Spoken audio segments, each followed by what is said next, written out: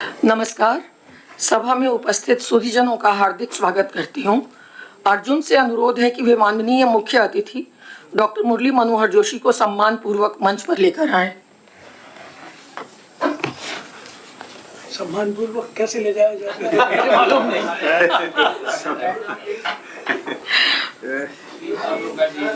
सब जो बीच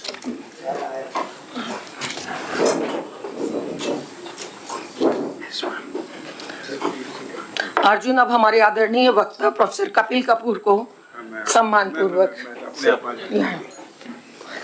thank you very much. Shri Indra Mohan Kapahi ji से अनुरोध है कि अपना आसन ग्रहण करें।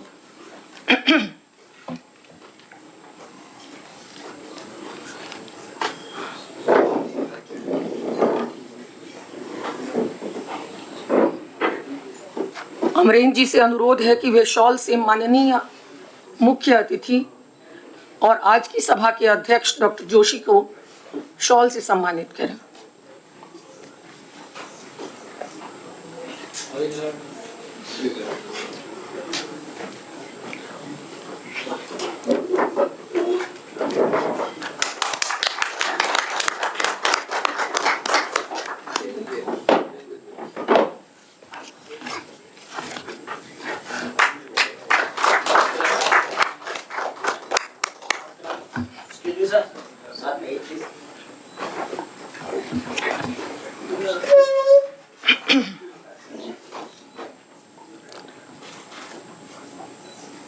अमरेंद्र जी से अनुरोध है कि वे आज के वक्ता माननीय प्रोफेसर कपिल कपूर जी का शॉल से सम्मान करें।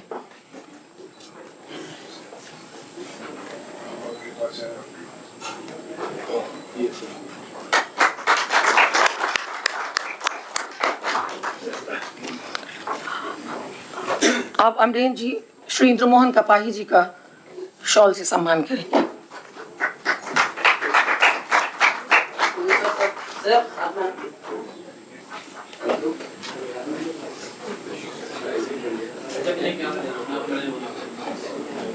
अर्जुन से अनुरोध है कि वे फूलों से माननीय मुख्य अतिथि का स्वागत करें।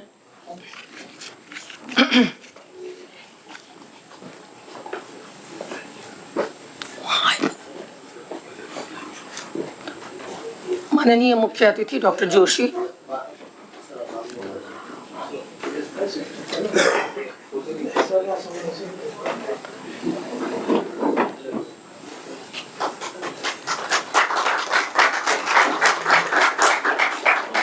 माननीय वक्ता प्रोफेसर कपिल कपूर।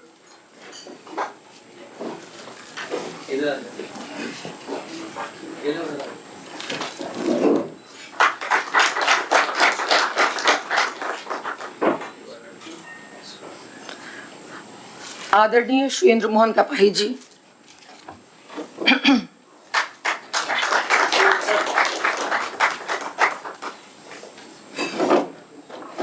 अब मैं मुख्य अतिथि और आज की इस ज्ञान सभा के अध्यक्ष माननीय डॉक्टर मुरली मनोहर जोशी जी से आज के कार्यक्रम का आरंभ करने की औपचारिक अनुमति मांगती हूँ।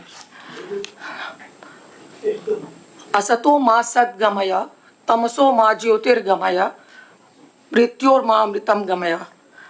आज की इस ज्ञान सभा में मैं अपने पूरे परिवार की ओर से आप सभी का हार्दिक अभिनंदन करती हूँ।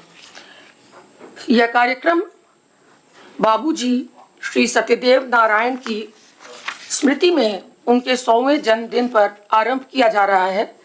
ये एक व्याख्यान माला है जो प्रतिवर्ष 17 अक्टूबर को आयोजित की जाएगी। ये हमारी कल्पना है और जिस प्रकार का उनका व्यक्तित्व था उसमें उनके व्यक्तित्व से और उस जमाने से सीखने वाली जो बातें हैं उन बातों को इस व्याख्यान श्रृंखला के द्वारा हमारी नई पीढ़ी और हमारी पीढ़ी तक वो पहुंच सकें, यही इस श्रृंखला की सबसे बड़ी उपयोगिता होगी।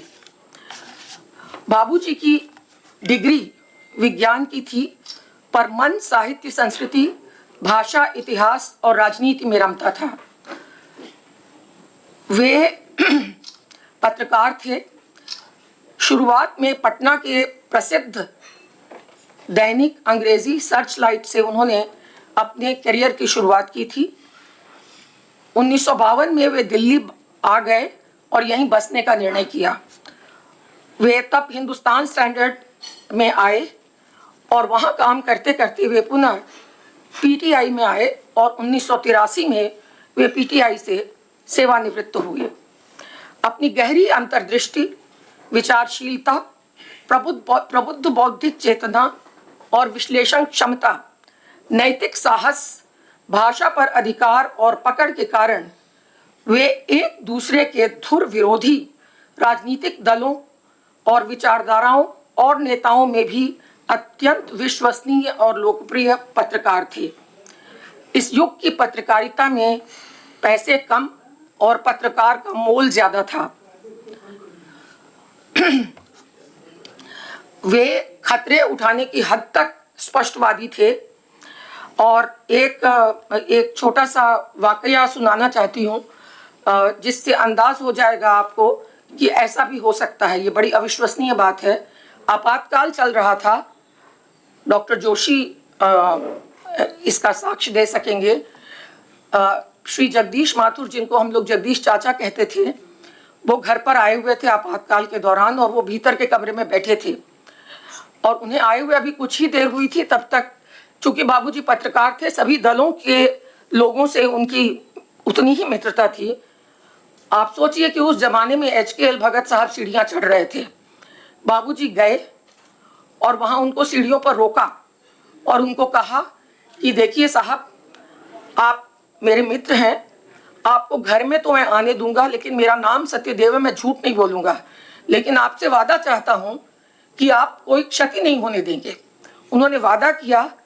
उन्होंने कहा कि मेरे घर पर जगदीश माथुर जी बैठे हुए हैं, आप उनको गिरफ्तार नहीं कर सकते। वो आए और भगत साहब दूसरे कमरे में बातें करके, और नैतिकता का जमाना था, वो उन्होंने अपनी आंखों से विभाजन की विभीषिका को एक युवक पत्रकार के रूप में देखा था। इस अन्याय को सहना कितना कठिन था, उस आक्रोश और पीड़ा का सप्रमाण चित्रण उन्होंने अपनी पुस्तक, जो उनकी साधना का परिणाम है, दे बिट्रेड यू डियर मदर, में 1996 में किया है। आज जिस नए नैरेटिव की बात हो रही है, जिस डेमोग्राफिक चेंज की बात हो रही है, इस बात को बाबूजी 90 के दशक में कर रहे थे। वे कश्मीर पर चिंता व्यक्त कर रहे थे, कश्मीर पर लिख रहे थे और उनका देहावसान जल्दी हो गया, इसलिए वे उस पर लिख नहीं पाए। उनके सारे नोट्स मैंने इकट्ठे किए हैं और मेरा प्रयास होगा कि उसको मैं लिखित रूप में सामने लाऊं। इस पुस्तक का हिंदी अनुवाद हो, उनकी ये दिली इच्छा थी। मैं स्वयं इसका अनुवाद करने में लगी हूं। प्रयास है कि ये भी जल्दी सामने आए। उनका झुकाव दक्षिणपंथी विचारधारा की ओर शुरू से ही था और उस समय जब इस विचारधारा को पिछड़ा और हेय माना जाता था, तब श्री अटल बिहारी वाजपेयी जी, आडवाणी जी और डॉक्टर जोशी उनके घनिष्ठ मित्रों में थे। यही वजह है कि आज की सभा के मुख्य अतिथि के रूप में और अध्यक्षता के लिए हमने डॉक्टर जोशी से आग्रह किया कि वे आएं, क्योंकि उन्होंने उनके साथ समय बिताया है और वे उनकी पत्रकारिता के साक्षी रहे हैं। यही नहीं, उनके घनिष्ठ मित्रों में इनके साथ साथ जॉर्ज फर्नांडीज, अशोक मित्र, इंद्रजीत गुप्त से भी उनकी दोस्ती ऐसी ही गहरी थी। यह युग नैतिक मूल्यों का था। कन्नड़ सीखना और कंप्यूटर सीखना, उन्होंने 2 काम 70 वर्ष की उम्र में किए। वे मानते थे कि अगर हम ये चाहते हैं कि दक्षिण के लोग हिंदी पढ़ें और हिंदी बोलें, तो हम में से हर एक को कम से कम एक दक्षिण भारतीय भाषा सीखनी चाहिए। वो बाकायदा कन्नड़ लिख सकते थे, पढ़ सकते थे और बोल सकते थे। और ये ट्रेनिंग उन्होंने 70 वर्ष की उम्र में अपने को दी। 70 वर्ष की उम्र में जब हमारे घर में 90 के दशक में पहला कंप्यूटर आया, तो उन्होंने कंप्यूटर चलाना सीखा, खुद ट्रेन किया और कंप्यूटर पर लिखते थे। वे संवेदनशील और कवि हृदय थे। कालिदास और शेक्सपियर का ज्ञान कंठाग्र था। हम लोगों को मेरी ननद बैठी हुई हैं, वो अंग्रेजी की प्रोफेसर हैं, वो शेक्सपियर की कविता और कालिदास की कविता वो एक साथ सुनाते थे। और जाने कितनी ही कविताएं, बच्चन और दिनकर जी उनके प्रिय कवि थे, उनको याद थी। इन असंख्य रचनाओं को सुनाने वाले इस संवेदनशील व्यक्ति की पत्नी श्रीमती शैल कुमारी देवी बहुत ही व्यावहारिक और बहुत ही दबंग और सशक्त महिला थी, जिन्होंने जीवन भर उनके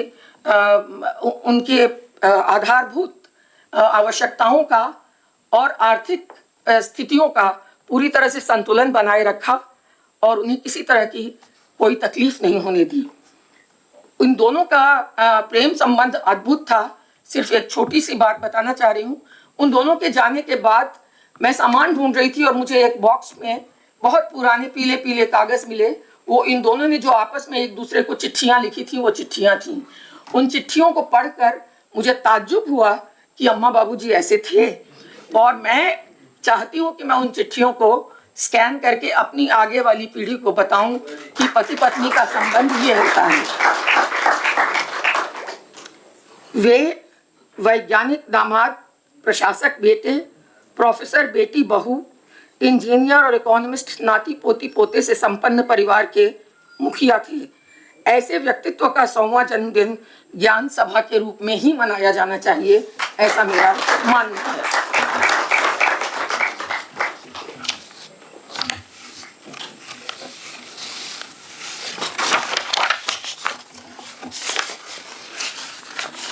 आज की हमारी इस सभा के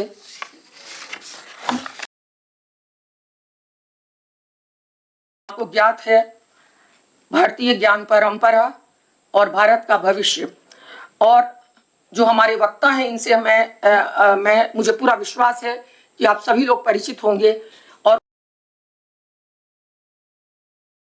कुछ बातें प्रोफेसर कपूर जवाहरलाल नेहरू विश्वविद्यालय के उप कुलपति, महात्मा गांधी अंतर्राष्ट्रीय हिंदी विश्वविद्यालय के कुलाधिपति, भारतीय ज्ञान परंपरा और संस्कृति के अध्येता एवं प्रखर विद्वान हैं।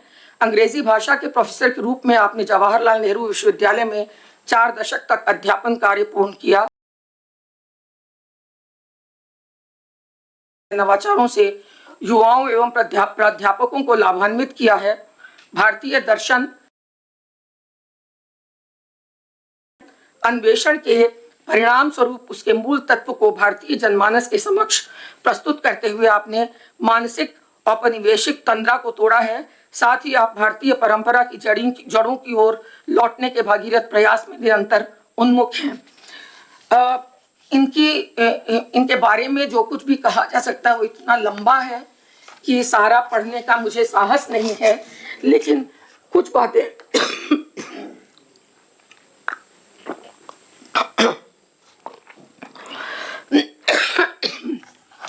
जो क्षमा चाहती हूँ, जो बहुत उल्लेखनीय है। वे अंग्रेजी के अध्यापक होते हुए 1975 में उन्होंने जेएनयू में अंग्रेजी लिंग्विस्टिक्स पढ़ाते हुए 4 सत्रों में संस्कृत के 4 लेखकों को पढ़ाया, पाणिनि, पतंजलि, भरत मुनि और भर्तृहरि के वाक्यपदी को। और ये अपने आप में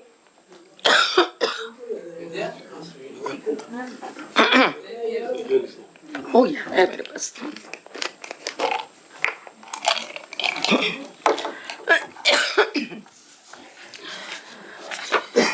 इनकी कुछ प्रमुख रचनाओं के नाम ले रही हूँ। Semantic structure and the verb, grading criteria for neolithical हो गया, ठीक है।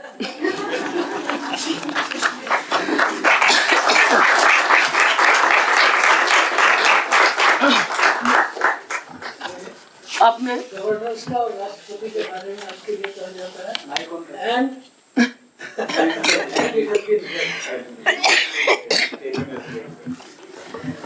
अब मैं अपने आदरणीय वक्ता प्रोफेसर कपिल कपूर से अनुरोध करती हूँ कि अपना वक्तव्य दें। Let me see if I stand for some time, then when I begin to falter, नहीं, आप वहाँ से ले सकते हैं, आप माइक है, आप आराम से बोलिए वहाँ से। okay. ऑन कर दो वहाँ पे, माइक ऑन कर दो। ये तो लाल हो गया। हाँ जी। ये रेड कलर से बड़ा डर लगता है sir. once I was in Trivandrum, and the universities, the system is the Senate has a representation according to the political membership in the legislative assembly. So I was called to deliver some lecture, and behind me there were 14 Senate members, 7 of them Marxists, and then some. And there was a very nice young girl, lady. Some of them is Marxist and some others is non-Marxist, But Marxist. Pseudo and others. A young lady with, she was a Christian girl and very nice girl, sitting, and she had a red bulb there. So that was to stop the speaker when he's exceeding his time. So when I was the only speaker in fact, but when I went up to speak, I said, "Beta, tu ye laal bulb mat jalana, क्योंकि लाल bulb तो सारे केरला में जला हुआ है, तो इसको मत जलाना." यहाँ फ्यूज हो जाएगा।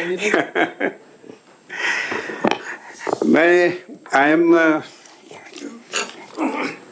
very touched by the fact that Vidya ji thought that on this very sacred and very auspicious occasion, auspicious because to remember your elders, और ये अभी भी पितृपक्ष पूरा हुआ है, to remember your elders who we think have gone away, but then those who love you and those you love, they never go away. So they are always around you because you are thinking of them. They are in your mind. They are in your very self, and you miss them. You miss them, and you think of what they liked. You think of what they did not like. So they are very much around you. But this is our culture. हमारी संस्कृति है कि अपने बड़े बूढ़ों को याद रखना, उनका सम्मान करना, उनको श्रद्धा से उनका नाम लेना, उनके बारे में सोचना। ऐसा शुभ और ऐसा शुभ अवसर पे आपने मुझे ये मौका दिया, बुलाया मुझे। मैं आपका बहुत धन्यवाद करता हूँ और नमन करता हूँ।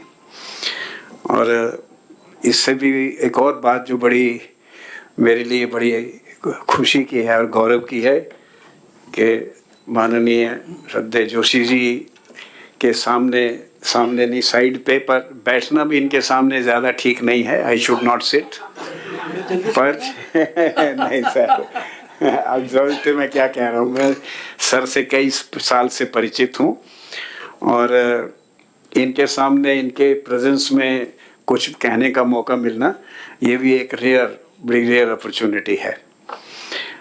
अभी बहन जी ने कहा कि विषय है भारतीय ज्ञान परंपरा और भारत का भविष्य। सच बोलूं तो मैंने तो कोई विषय और ही समझा था, पर आपने मुझे बता दिया विषय यही है।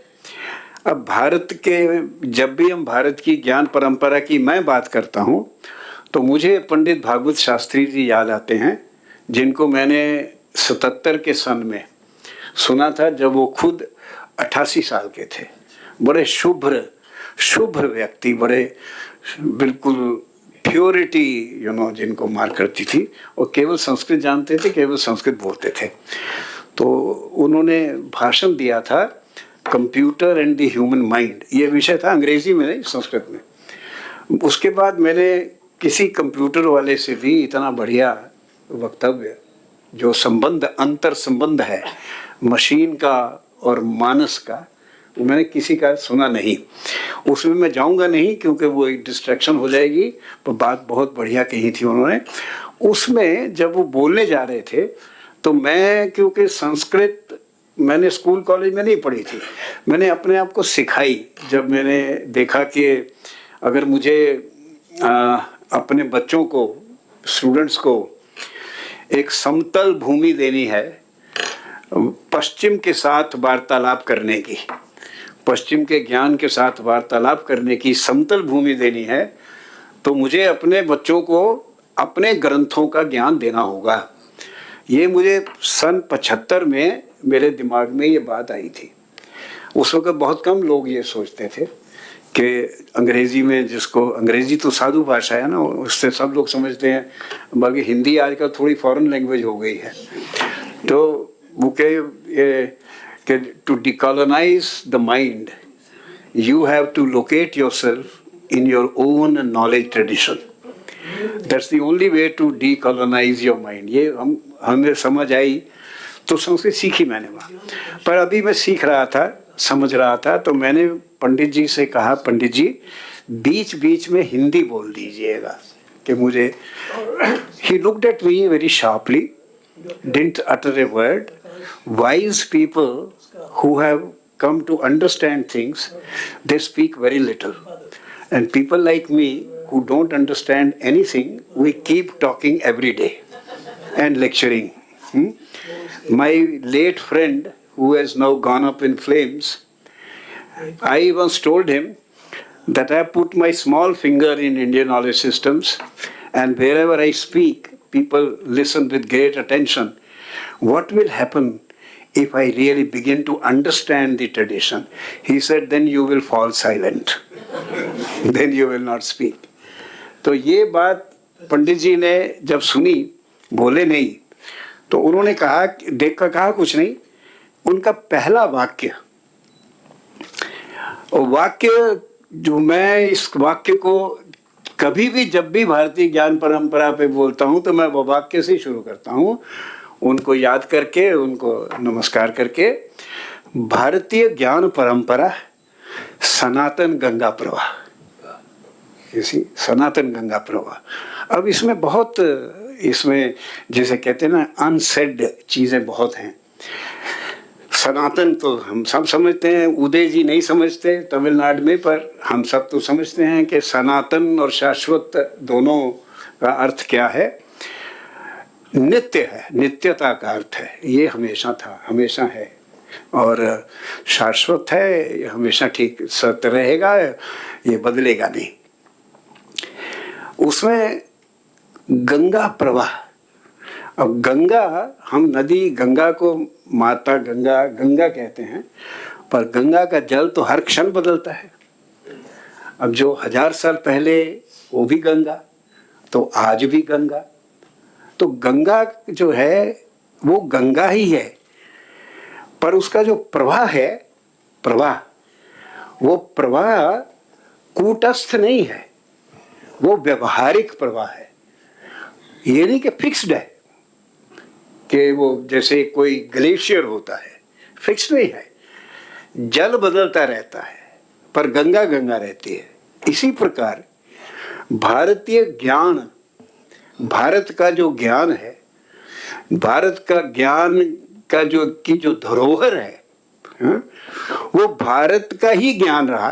भारत का भारतीय ज्ञान, भारतीय ज्ञान है, वो तो वही है, परंतु वो प्रवाह की तरह, वो एक किस्म कूटस्थ फिक्स नहीं है, वो डायनामिक है, बदलता रहा, बढ़ता रहा।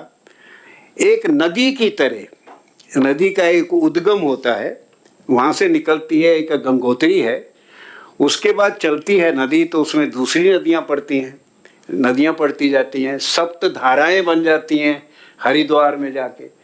उसके बाद नदी, उस नदी में से कई धाराएं निकलती हैं, वो धाराएं खुद नदियाँ बन जाती हैं। अगर इस इमेज को, इस चित्र को अगर हम इसी को मन में रख के भारत के विचारों के इतिहास के बारे में सोचने लगें, तो हमको कुछ उसकी समझ आएगी कि कहाँ से शुरू हुआ और कहाँ गया। नहीं साहब, अभी तो कायम है, जा रहा है आगे जा रहा है, बढ़ रहा है, मेरा शब्द गलत था, बढ़ रहा है। देखिए, ये भारत का ज्ञान, हम भारत ज्ञान, जब ज्ञान परंपरा कहते हैं तो अर्थ क्या है। देखिए, भारत की जो सभ्यता है वो पहले दिन से ज्ञान केंद्रित है, पहले दिन से ज्ञान केंद्रित है। दुनिया की पहली पुस्तक यहाँ बनी, कंपोज्ड हुई, रिटन नहीं, कंपोज हुई। पहला गद्य, पहला पद्य, पहला व्याकरण, पहली एस्ट्रोनॉमी की किताब, पहली अरिथमेटिक्स की किताब, पहली फोनेटिक्स की किताब, पहला सोशियोलॉजी की किताब, धर्म सूत्र वगैरह, धर्म सूत्र, कल्प जो बने, और चलते जाइए, एंडलेस है।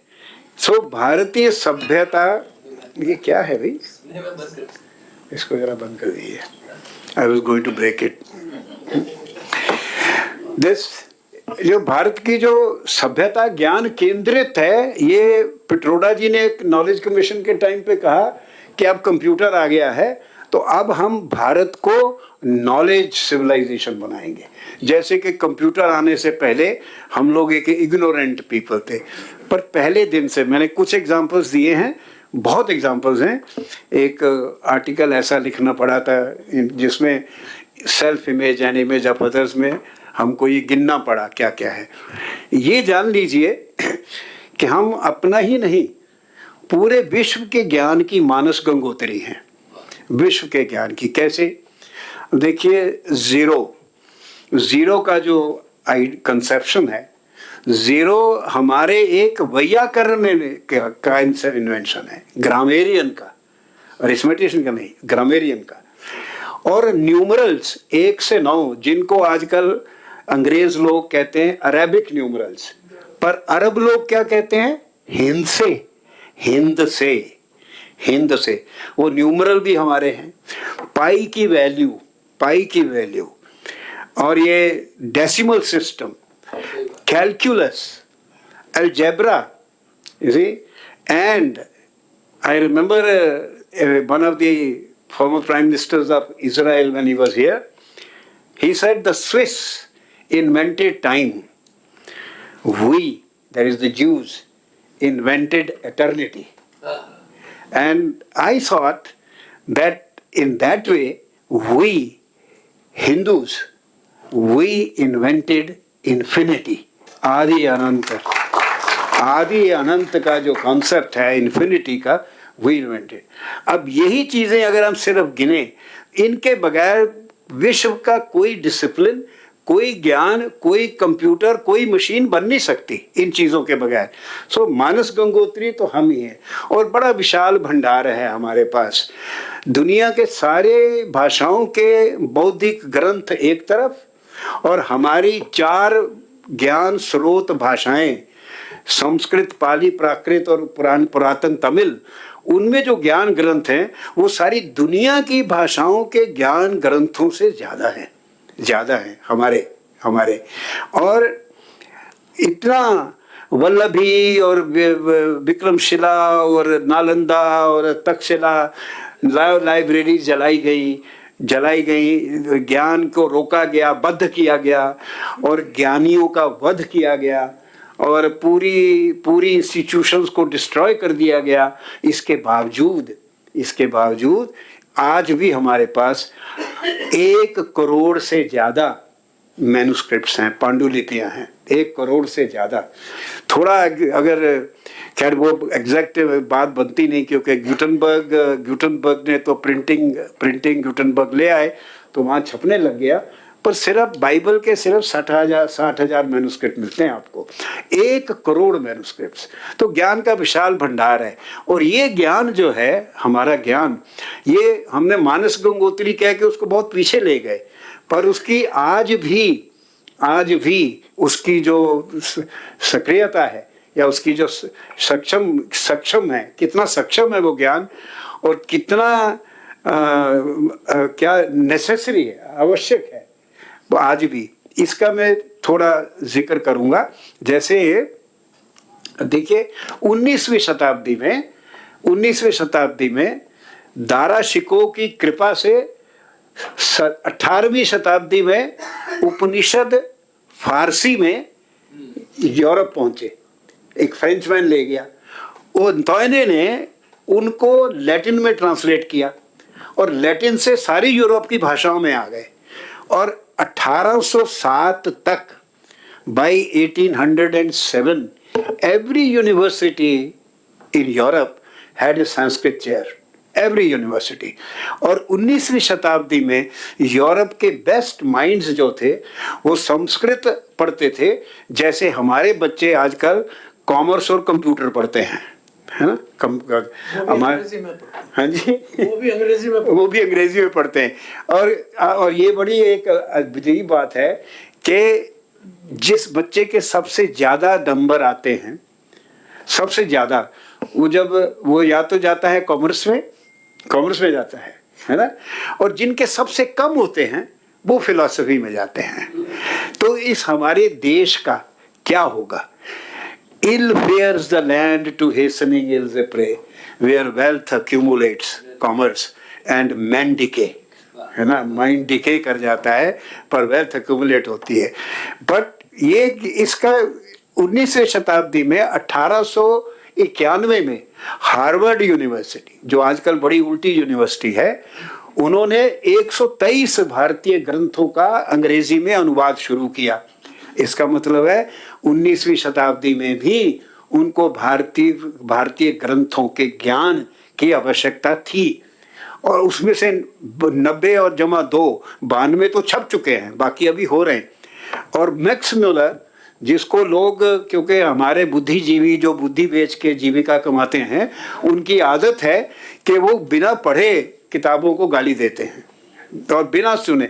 मैक्स म्यूलर को लोग इतनी गाली देते हैं, अरे वो तो क्रिश्चियनिटी इसलिए फैला रहा था, ये फैला रहा था।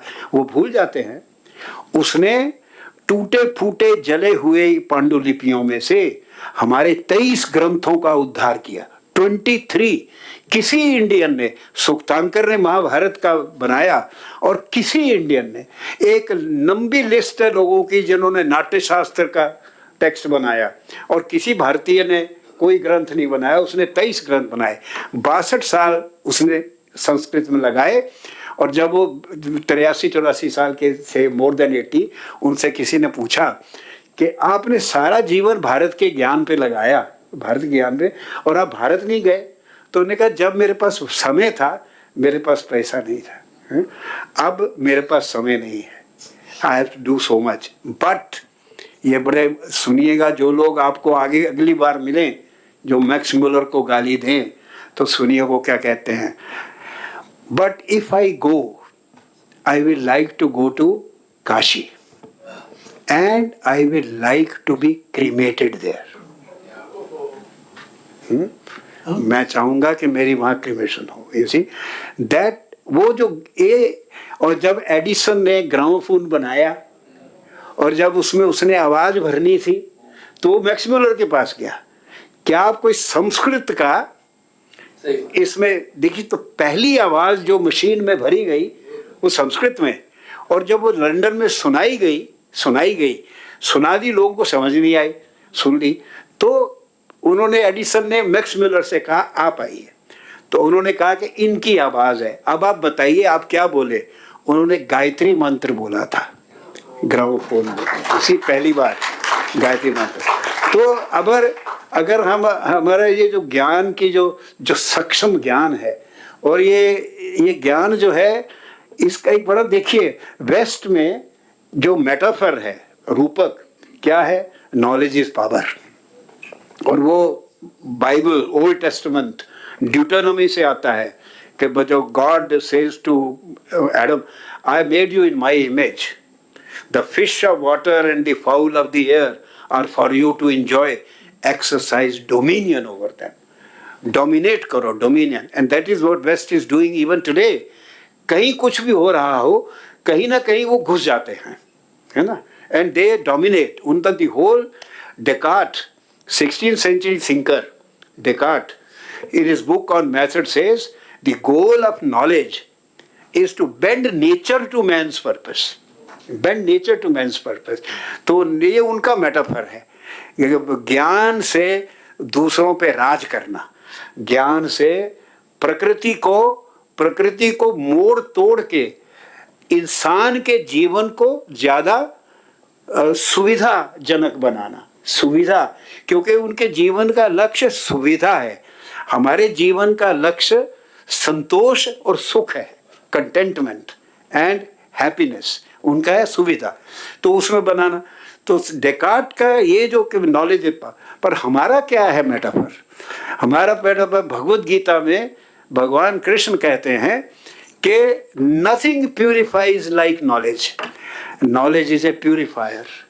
नॉलेज शुद्ध करता है, प्यूरिफिकेशन से भी आपको पावर आती है, ऐसा नहीं है, पर वो power is to exercise over yourself. वो जो आपको शक्ति मिलती है उससे आप अपने ऊपर कंट्रोल करते हो। हमारे यहाँ सबसे कोई हमारे ज्ञान में, हमारे ज्ञान जो हमें पूरी विचार विधाए हैं, उसमें जो वेस्ट का एक प्रॉब्लम रहता है, द अदर, एक और द अदर, एक एनिमी, डायकोटमी रहती है। हमारे यहाँ there is no other, the other is inside you. Bhagavad Gita कहती है you are your friend and you are your enemy, your self. बाहर नहीं है, आपके ही अंदर है, आपने अपने को कंट्रोल करना है। तो ये मेटाफर का जो फर्क है, और इसी कारण ज्ञान क्योंकि प्यूरिफायर है, ज्ञान पावर का इंस्ट्रूमेंट नहीं है, सो ज्ञान हमारे यहाँ कमर्शियल नहीं है। इसलिए ये हमने सीख लिया उनसे इंटेलेक्चुअल प्रॉपर्टी राइट्स, है ना।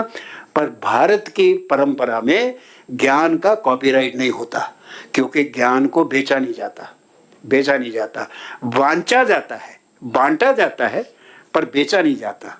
और कॉपीराइट इसलिए नहीं है क्योंकि हम लोग ओरिजिनलिटी में, नथिंग ओरिजिनल, कोई ओरिजिनलिटी नहीं है। जो मैं अब बोल रहा हूँ, ये क्या मैं बोल रहा हूँ? कई बड़े बुजुर्गों को सुना, टीचरों को सुना, बड़े बड़े विद्वानों को सुना, और ग्रंथ पढ़े, प्लेटो पढ़ा, गीता पढ़ी, वेदों को देखा। उन सब का कहीं घोल जो बना है, वो घोल बन के ऊपर से उतरता है। वो जो मेरे भाई साहब कहते हैं तुरदी वाणी, मतलब ये वाणी ऊपर से आती है, ऊपर से पूरी जनरेशंस परंपरा में से घुल के आती है।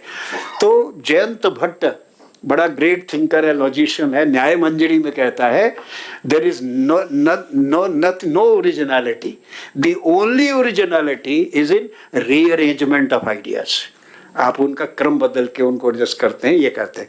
अब ये ज्ञान की परंपरा इतनी जो इस प्रकार की जो है, और बहुत चीजें हैं, पर देखिए भविष्य, अब भविष्य, एक बार वाइस प्रेसिडेंट साहब जो वेंकैया थे, उनके यहाँ एक उनका हो रहा था, तो वहाँ हम लोग थे, तो उन्होंने कुछ कहा बोलने को, तो उन्होंने उसमें था कि दोबारा भारत का पुनर्जागरण और पुनर्निर्माण, नया भारत। तो मैंने कहा नया भारत जो हमारा पुरातन भारत था ना, वही हमारा नया भारत होगा। सो भविष्य जो होगा वो वही होगा जो हमारा सदियों से, और ये हमारे इतिहास, बौद्धिक इतिहास और ऑल्सो भौतिक इतिहास, बौद्धिक और भौतिक दोनों इतिहास में हमारे यहाँ काल चक्र चलता रहा है। और काल चक्र है लॉस और रिकवरी का। ज्ञान खो गया, शक्ति खो गई, हाँ, सब खो गई, पर फिर काल का चक्र घूमा और वो वापस हमको फिर मिला। जैसे जो लास्ट इसको कहते हैं cycles of loss and recovery. आजकल हम अब रिकवरी के साइकिल में हैं। जगह एक महायज्ञ चल रहा है, इंडिविजुअल्स एंड इंस्टीट्यूशंस लगे हुए हैं अपने अपने तरीके से। और सडनली एक दिन, जैसे समुद्र में लहरें तो बहुत होती हैं, पर वो सारी लहरें मिलके एक दिन किसी दिन सुनामी बन जाती हैं। तो पता नहीं कब एकदम वो रूप बनेगा कि फिर पुनः भारत जो है, वही भारत जो है वो फिर सामने आ जाएगा। इसमें इस सारी प्रक्रिया में ये जो हम जब कहते हैं कि भविष्य या नया भारत, तो भारत है क्या? पहला मैंने कह दिया कि भारत की सभ्यता जो है वो ज्ञान केंद्रित है, और उस ज्ञान के कारण ही हमारी जो संस्कृति है वो मूल्य परक है, मूल्य आधारित है। मूल्य, चाहे वो आप आप वो जो मूल्य वैदिक वैदिक वैदिक ज्ञान से जो मूल्य उपजे, जिनको महाभारत की लड़ाई के बाद भारत के लोगों ने त्याग दिया और मटीरियलिज्म आ गई, जिसका काट भागवत धर्म के उदय ने किया, और जो भक्ति में जाके बाद में जिसने भक्ति के रूप में पूरे देश में एक प्रकार का गार्लैंड, एक माला बन गई भक्ति की। उस भक्ति में वो सारे मूल्य जीवित हैं जो कि पहले सबसे पहले ब्राह्मण ग्रंथों में और वेदों में आए। कुछ भी ले लीजिए, दया धर्म का मूल है, पाप मूल अभिमान, एक से एक आप कोई याद कर लीजिए, कबीर के याद कर लीजिए, हाँ, कि कबीरा मन निर्मल भया जैसे गंगा नीर, पाछे पाछे हरि फिरे कहत कबीर कबीर। हाँ, my mother was very fond of saying मन चंगा कठौती है Ganga. You see that all you need is a pure heart and a clean mind. So this has been coming to us for generations. तो हमारी संस्कृति सभ्यता ज्ञान केंद्रित, और संस्कृति हमारी जो है वो मूल्य आधारित है। और जो हमारा समाज है, समाज वो कर्तव्य परक है, ड्यूटी ओरिएंटेड है। ये अनफॉर्चुनेट है कि अंग्रेजी पढ़े लिखे कॉन्स्टिट्यूशन लिखने वालों ने फंडामेंटल राइट्स लिख दिए, फंडामेंटल ड्यूटीज लिखनी चाहिए थी, क्योंकि हमारा समाज राइट्स से नहीं चलता।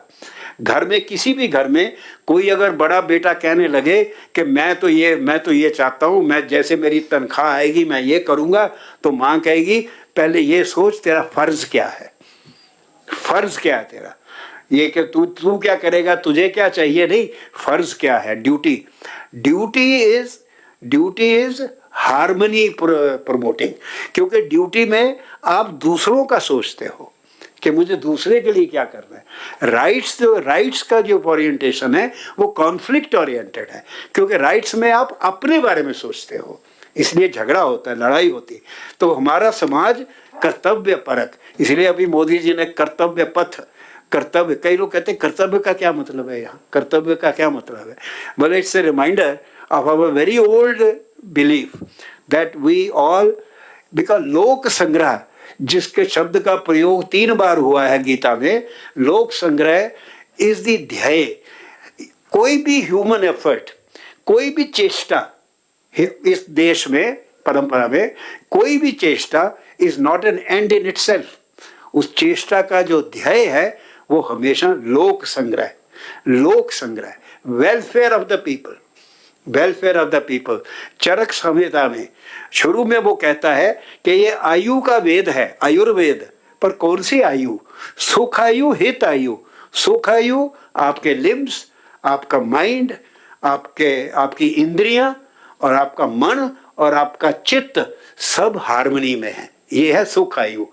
उस आयु के लिए चिकन खाने और स्कॉच पीने के लिए नहीं कि आपको लंबी उम्र चाहिए, वो आयु जिसमें सब कुछ हार्मनी में। और सेकंड, हित आयु, वेरी इंपॉर्टेंट, कि क्योंकि आप जीवित हैं इसलिए दूसरों का भला हो रहा है, अब दूसरों की भलाई कर रहे हैं, उस आयु के लिए ये आयुर्वेद की साइंस। सो लोक संग्रह, वेलफेयर ऑफ द पीपल, तो दैट इज कर्तव्य परक। और ये देश विष्णु पुराण से लेके 2nd सेंचुरी BC से लेके आज तक multiple races, languages, faith systems, अनगिनत, शुरू से, ये नहीं कि लोग आते रहे तो हम लोग बढ़ते गए।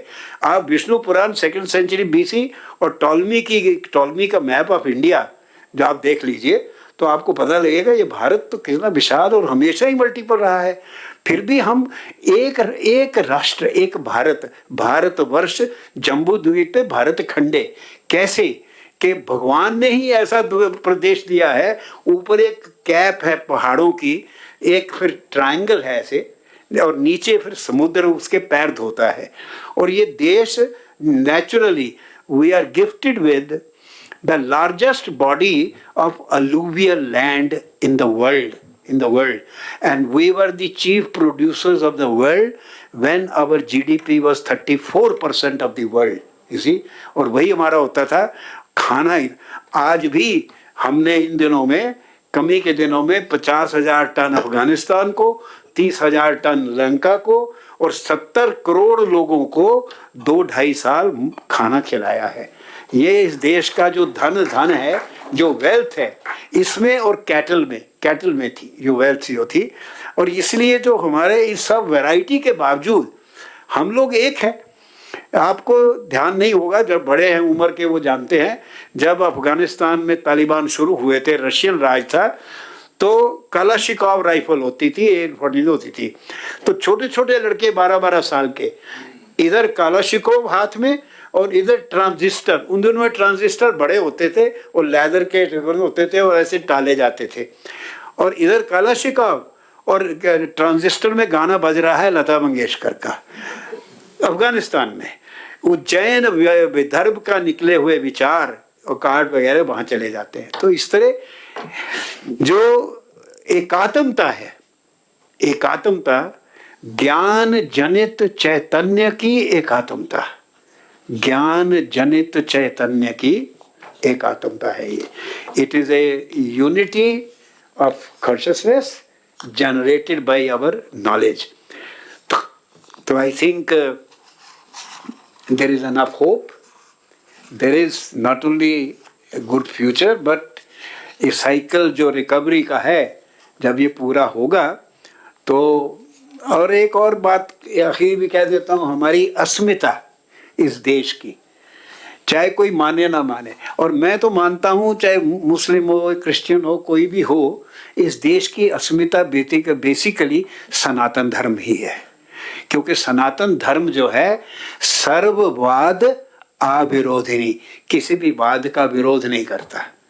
वो एक एकत्व बुद्धि है, यूनिफाइंग बुद्धि है, पर वो किसी का विरोध नहीं करता। इसलिए शाश्वत और सनातन होने के कारण भविष्य बड़ा उज्जवल है। Thank you very much.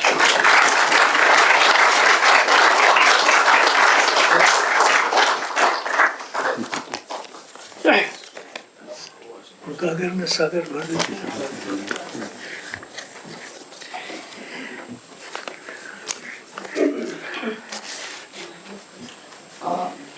सभा के अध्यक्ष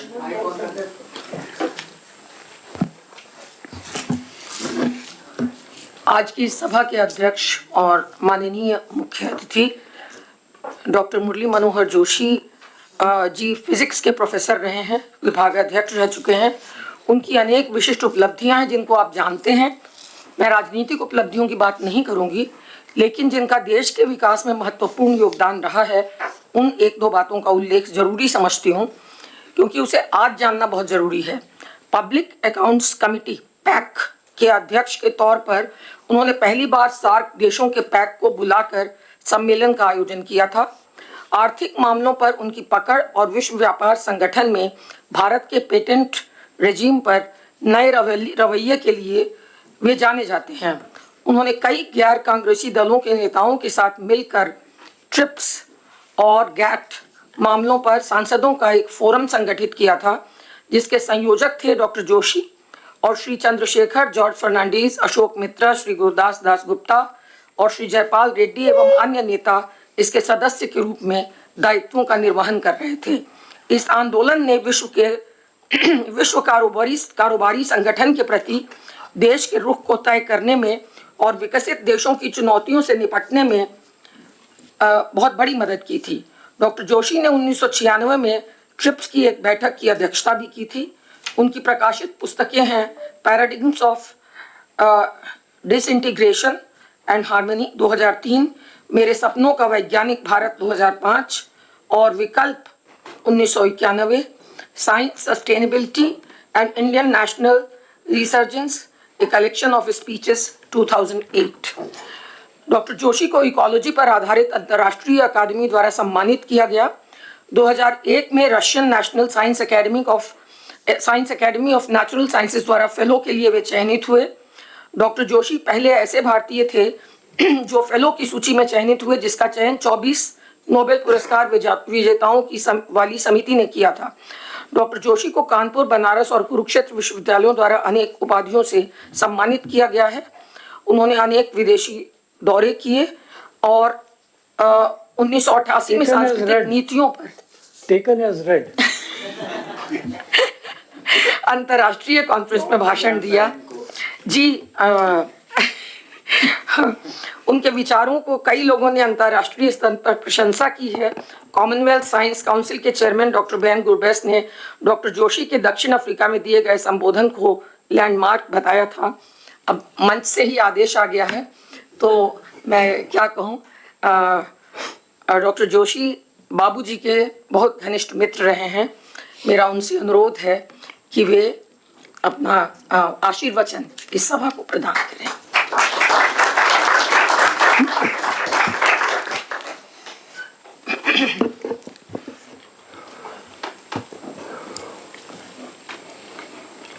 आज के इस सारस्वत समारोह के सम्मानीय प्रमुख वक्ता एवं इस देश के ही नहीं परंतु अंतर्राष्ट्रीय स्तर पर सुविख्यात विद्वान एवं अत्यंत आधुनिक होते हुए भी प्राचीन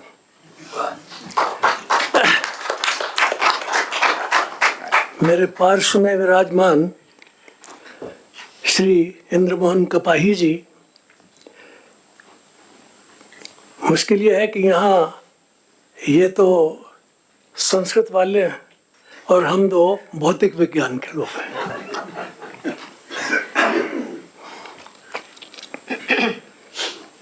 कार्यक्रम की संयोजिका डॉक्टर विद्या जी, उनके पतिदेव जो हमारे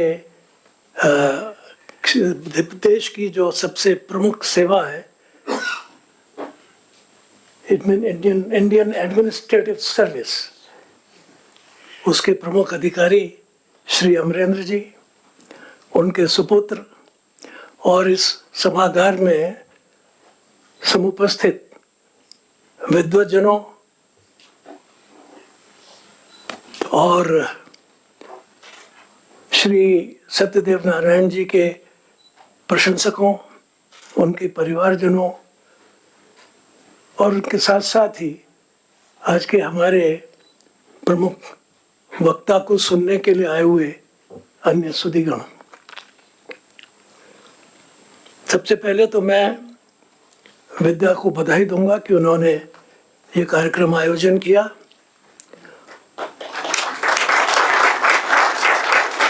हमारी संस्कृति में 3 ऋण बहुत प्रमुख बताए गए हैं: मातृ ऋण, आचार्य ऋण, पितृ ऋण। और इनसे निरंतर इसका हमको स्मरण रहे, इसकी व्यवस्था की गई है। पश्चिमी देशों में इस प्रकार के आयोजन का कोई उल्लेख नहीं है,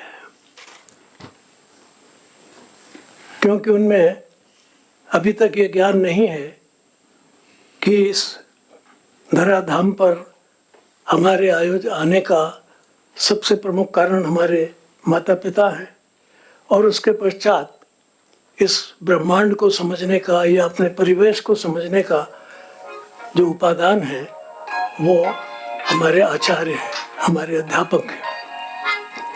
इसीलिए कहा गया है कि आचार्य देवो भव, मातृदेवो भव, पितृदेवो भव। तो ये जो अनुष्ठान है आज का, सारस्वत अनुष्ठान में कहूँगा इसे, वो इस बात का प्रमाण है कि आज भी हमारी संस्कृति का प्रवाह अविच्छिन्न है और निरंतर अग्रगामी है। और विद्या ने आज इस बात को फिर से सिद्ध किया है। इसके लिए मैं उनको और उनके परिवार को बहुत बहुत बधाई देता हूँ। श्री सत्यदेव नारायण सिंह जी से मेरा परिचय कब हुआ इसका मुझे स्मरण नहीं है, लेकिन मैं समझता हूँ कि शायद पहली बार मेरा उनसे परिचय उस जमाने के भारतीय जनसंघ के कार्यालय में हुआ था। और जैसा अभी इन्होंने नाम लिया हमारे स्वर्गीय श्री माथुर जी का, जगदीश प्रसाद माथुर जी का, वो हमारे कार्यालय मंत्री हुआ करते थे भारतीय जनसंघ के, और उनके साथ उनके बहुत ही घनिष्ठ संबंध थे। और उस दिन मुझे मालूम नहीं था कि ये पत्रकार भी हैं।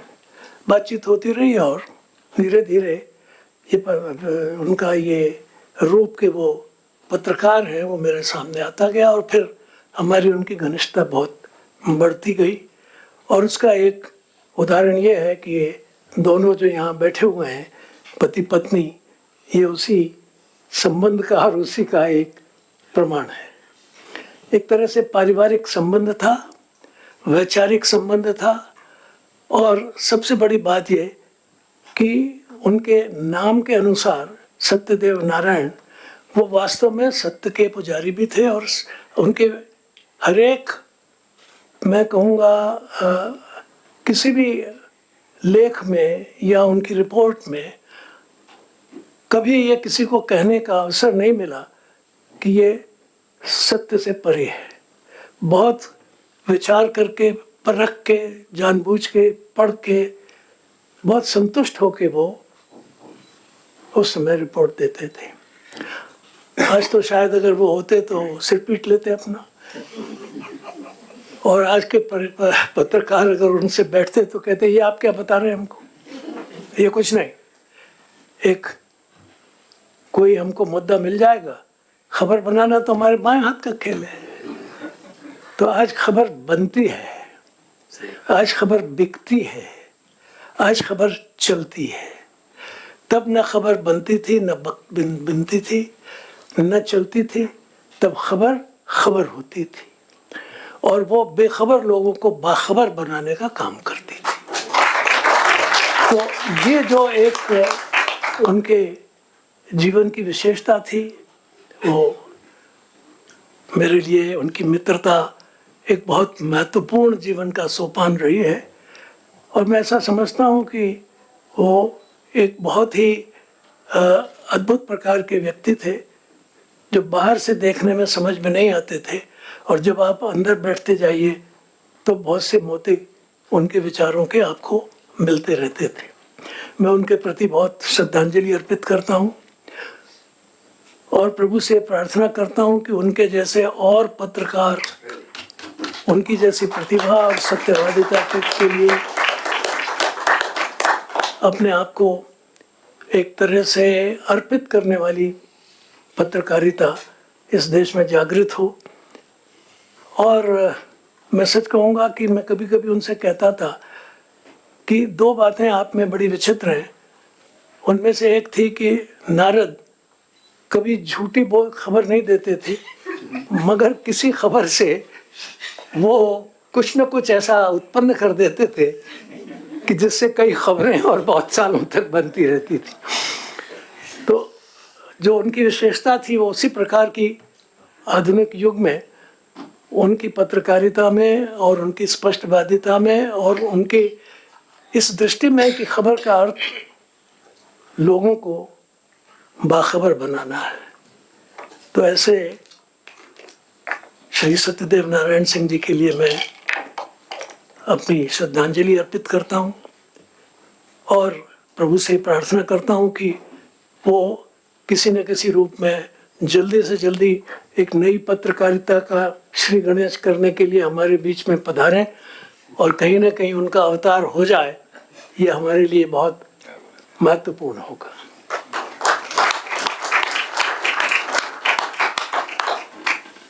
डॉक्टर कपूर तो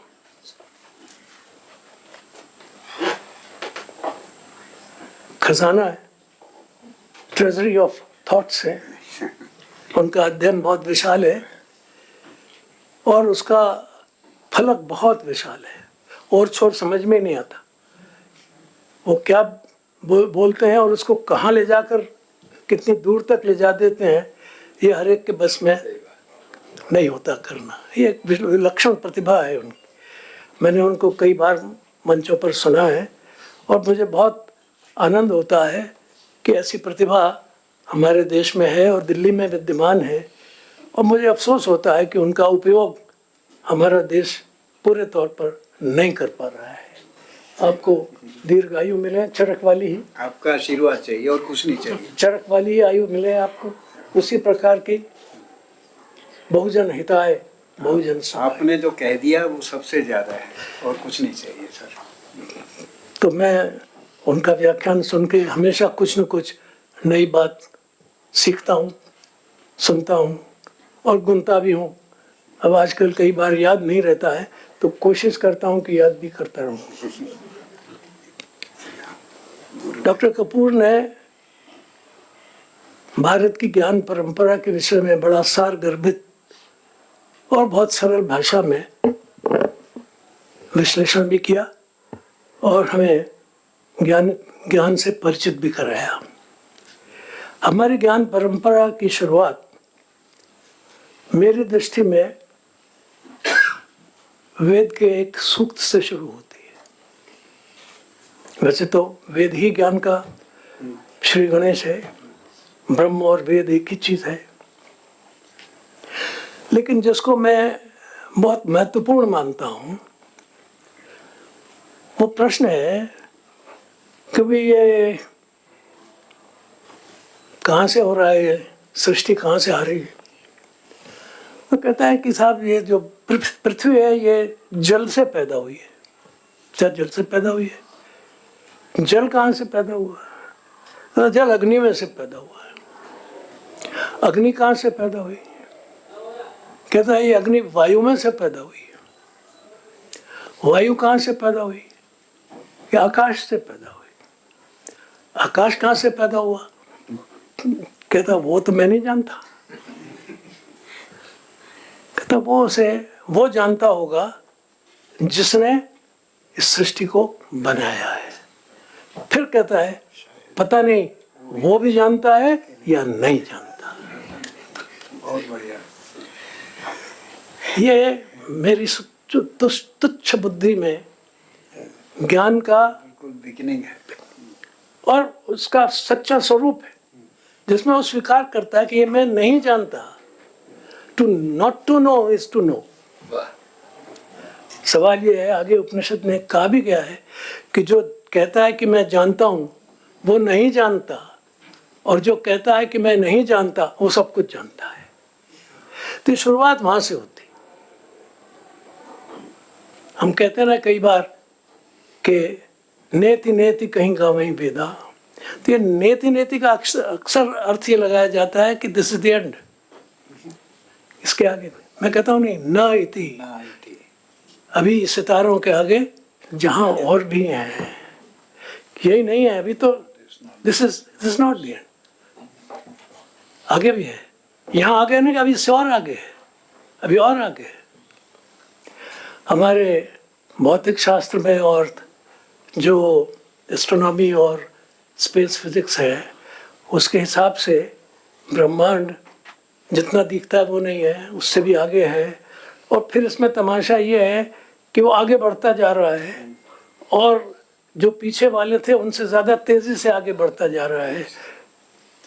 तो हमारा ज्ञान कहता है कि उसको जानो, वहाँ जानना है, बियॉन्ड दैट, बियॉन्ड दैट, उसको क्रॉस करो। आपकी कहाँ तक सीमा है? नहीं, कोई सीमा नहीं। वो सीमा तो वो है ना, जब ब्रह्मांड वहाँ जा रहा है, तेजी से आगे जा रहा है, स्पैंडिंग यूनिवर्स है, बढ़ रहा है, और आप उसी यूनिवर्स के क्रिएशन है। उस अब हमारी फिलॉसफी के हिसाब से तो हम वही हैं। तो अगर हम वही हैं और वो आगे आगे बढ़ता जा रहा है तो हमारे लिए तो लिमिट नहीं थी, there will be no limit. तो हमारी ज्ञान परंपरा की एक शुरुआत इस छोटी सी बात से होती है और हमें उस दूर तक ले जाती है। कोई कहता है कि भारत की ज्ञान परंपरा, हमने कहा देखो ये मस्तिष्क तो बहुत छोटा है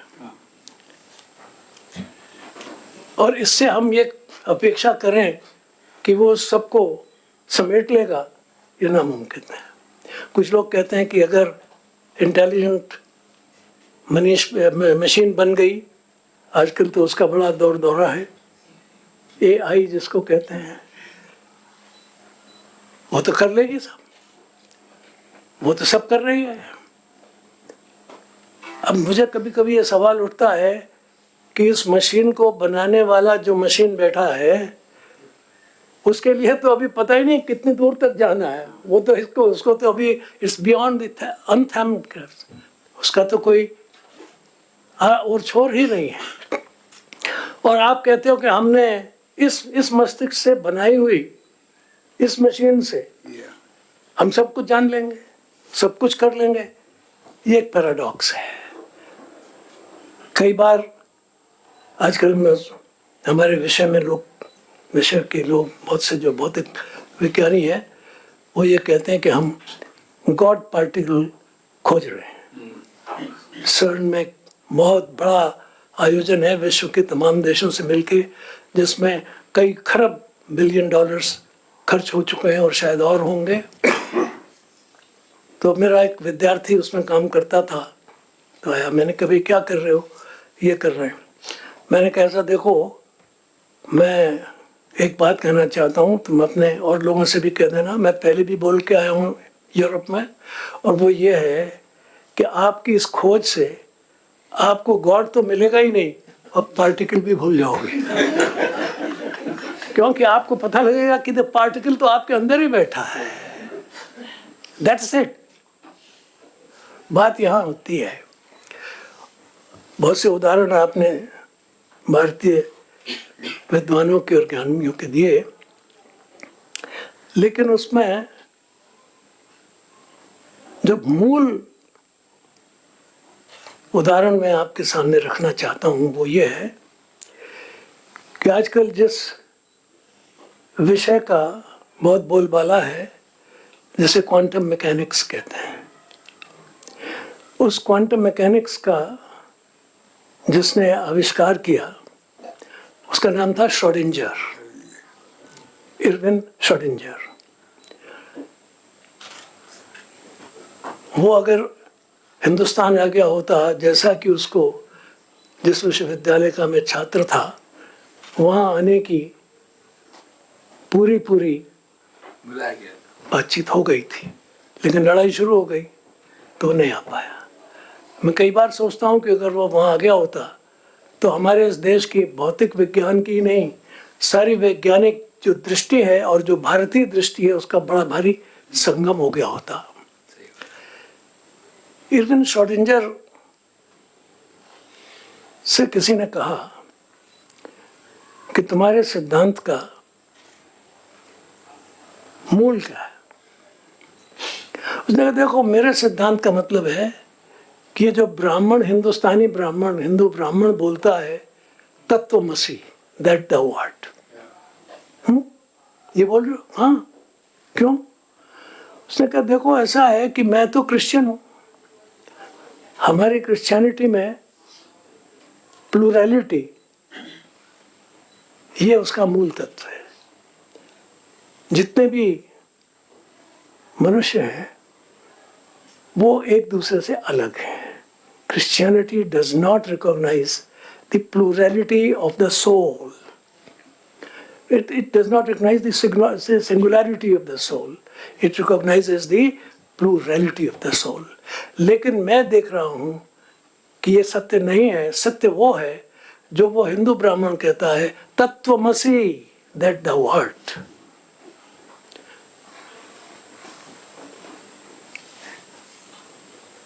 ये मूल में है इस क्वांटम सिद्धांत के। उसके साथ ही दूसरे हेजनबर्ग, और ये सब घटनाएं 1925 के आसपास की। हेजनबर्ग वो कहता है कि भाई एक बात समझ लो कि आप में और आपके जिस चीज़ में आपको ऑब्जर्व करना चाहते हैं उसमें कोई भेद नहीं है, और अगर भेद है तो समझ लीजिए कि वो अनसर्टेन है। उसका प्रिंसिपल ये है, प्रिंसिपल ऑफ अनसर्टेनिटी। बहुत आसानी से उसको समझा जा सकता है अगर आप एक कार चला रहे हैं और आपको ये तय करना है कि जिस गेट पे आपकी कार ने रुकना है उस गेट पर आपके कार की स्पीड क्या है, ये भी आपको ध्यान में रखना है। तो वो कहता है कि ये कार चलाने में तो आप थोड़ा बहुत शायद कुछ कर लें, लेकिन जब आप परमाणुओं के क्षेत्र में जाते हैं तो ये आप नहीं कर सकते। देयर इज एन अनसर्टेनिटी, और उसके कारण से बहुत सारे विज्ञान में उथल पुथल हो गई। द प्रिंसिपल ऑफ अनसर्टेनिटी, यह है दृष्टा दृश्य विवेक। आपको जिस चीज को जानना है, जब तक आप और उसमें भेद है आप नहीं जान सकते, और जब आप उसको जानेंगे तब आप में और उसमें कोई भेद ही नहीं होगा, आप जानने की आपके लिए कोई जरूरत ही नहीं रही। इसलिए आप देखेंगे कि जो भी आज के भौतिक शास्त्री हैं वो दो खेमों में बटे हुए हैं। एक तो वो है जो ये कहते हैं कि तत्वमसि, तत्व दृष्टा विभेद है, और अगर आपने कोई चीज को जानना है तो आपने वही बन जाना है, बिना बने आप समझ नहीं सकते। That's what तत्वमसि, that's what the Upanishad says, that's what the Ved says। और वही आपका कबीर वही ये कहता है, वही सूफी कहता है, वही गुरु नानक कहता है।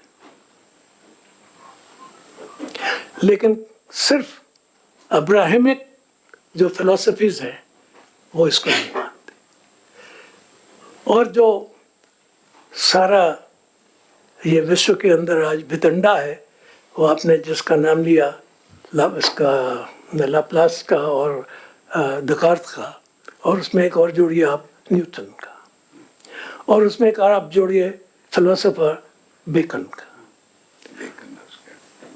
ये बेकन ही था जिसने कहा कि हम इस सृष्टि, इस प्रकृति के सारे जितने भी इसके कहना चाहिए मैंने उसका जो अंतिम छोर है, उसका जो सत्व है, उसको जानने के लिए उसको ऐंठेंगे, मरोड़ेंगे, जितने भी थर्ड डिग्री मेथड्स हैं उन सब का उपयोग करेंगे, मगर हमारा उद्देश्य है कि हमारे लिए बनी है तो इसको हम जानेंगे, और उसने कहा कि हम इसको टॉर्चर भी करेंगे। तो ये जो बात है ना, अब आप देखिए विज्ञान कहाँ से चला था और कहाँ जा रहा है, वो जिसको आप टेक्नोलॉजी कहते हैं ना, वो उसी पे बनी हुई है।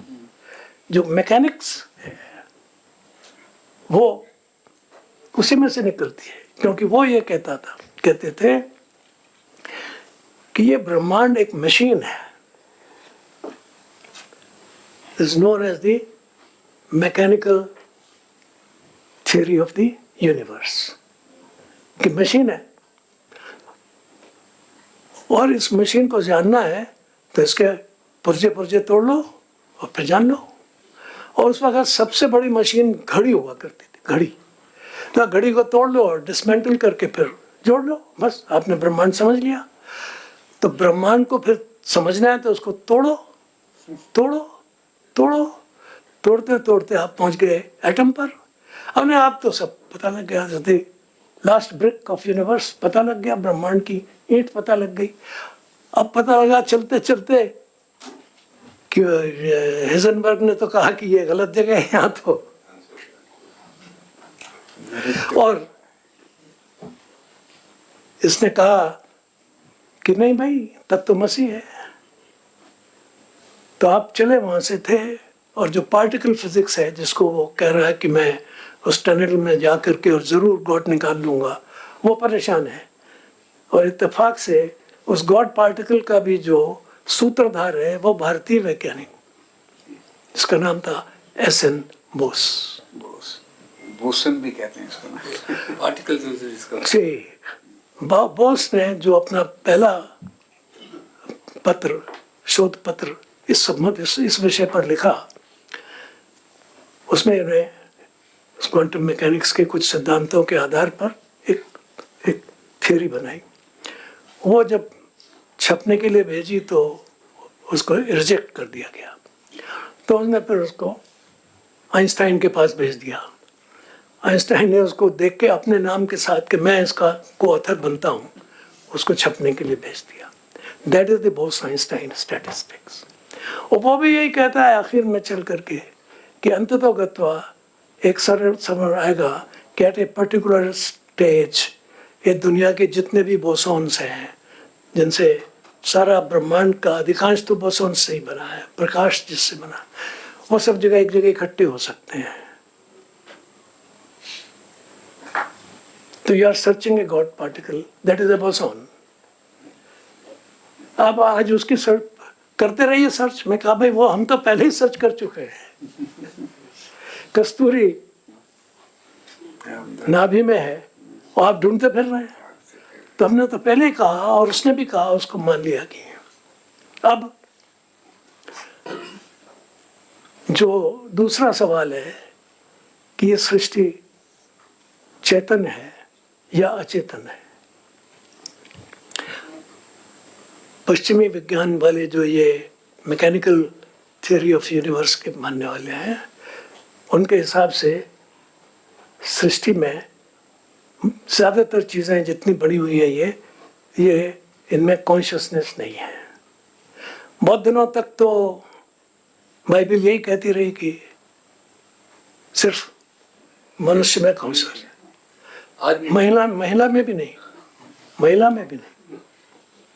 ये याद रखिए, ये जितने भी लोग ये माफ़ करें जो ये कहते हैं कि महिलाओं की बड़ी भारी प्रगति पश्चिम वालों ने खोली, उनको तो समझ में आज तक मैं उनसे पूछता हूँ कि वो ये बताओ कि पश्चिम की महिलाएं वो कहाँ से आए, उनका उद्गम कहाँ से है, तो समझ में नहीं आता। हमारे यहाँ तो बहुत सीधा है, एक ही अंडे के दो हो गए, we are part and parcels, एक इधर एक उधर, और एक दूसरे को खोज रहा है। हर पुरुष में एक स्त्री है, हर स्त्री में एक पुरुष है, and they are in search of each other. And when you find a match, you become one. हमारा बात सिंपल है, नेचुरल है, इसका कोई जवाब नहीं है उनके पास। खैर थोड़ा सा विषयांतर हो जाएगा इसमें, वो लंबी कहानी हो जाती। लेकिन मैं कह रहा था कि वो वहाँ ये है सवाल। तो वो जो दृष्टि थी वो ये थी, और उस दृष्टि में से विखंडन निकला है, तोड़ना, तोड़ते तोड़ते। तो आज भी उनकी कोशिश यही है कि हर चीज को तोड़ो तोड़ो, और इस इकोनॉमिक्स ने इसका सबसे ज्यादा बंटाधार किया है, क्योंकि आपने उसमें तय कर दिया कि आपको हर सिस्टम को तोड़ना है। हमारे यहाँ पहले, अब तो क्या बना दिया है, नीति आयोग, उसके पहले था हमारे यहाँ प्लानिंग कमीशन। तो मैं अक्सर देखता था कि प्लानिंग कमीशन में कृषि विज्ञान विधान यहाँ है, कॉमर्स वाला वहाँ है, मैं उसका इकोनॉमिक्स वाला वहाँ है, इंडस्ट्री वाला वहाँ है, फॉरेन वाला वहाँ है। मैंने कहा ये मतलब क्या है इसका? And nothing was related with the other. आपको कृषि समझनी है तो फिर वो कॉमर्स वाला आपसे कृषि की बात नहीं करेगा, वो व्यापार की बात करेगा। लेकिन व्यापार और कृषि मिले हुए हैं, ये वो जानने के लिए तैयार नहीं था, मानने के लिए भी तैयार नहीं होता था। नहीं बोला। तो सारी इंडियन रिसर्च, चाहे वो विज्ञान में हो, चाहे वो सोशियोलॉजी में हो, चाहे वो इकोनॉमिक्स में हो, वो कैसी है?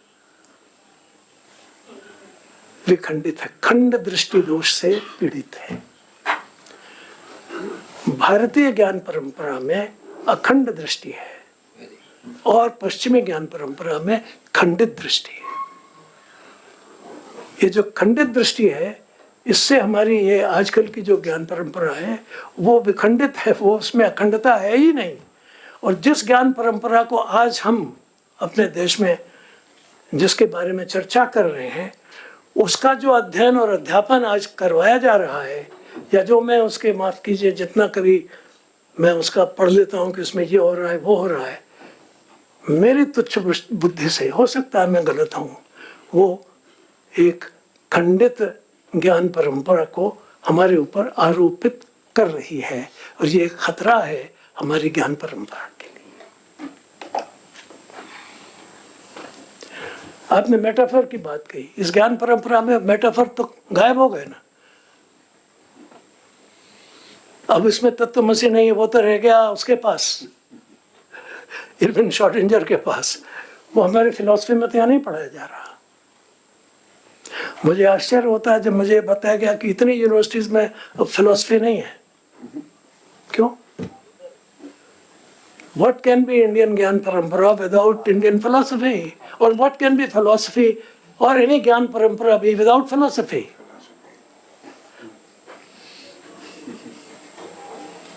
ये कुछ महत्वपूर्ण प्रश्न हैं जिन पर विचार करने की जरूरत है।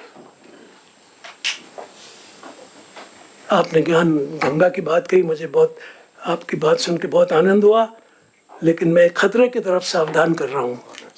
50 साल में आपको गंगा का मेटाफर नहीं मिलेगा, क्योंकि शायद गंगा एक गंदे नाले के तौर पर हो जाएगी।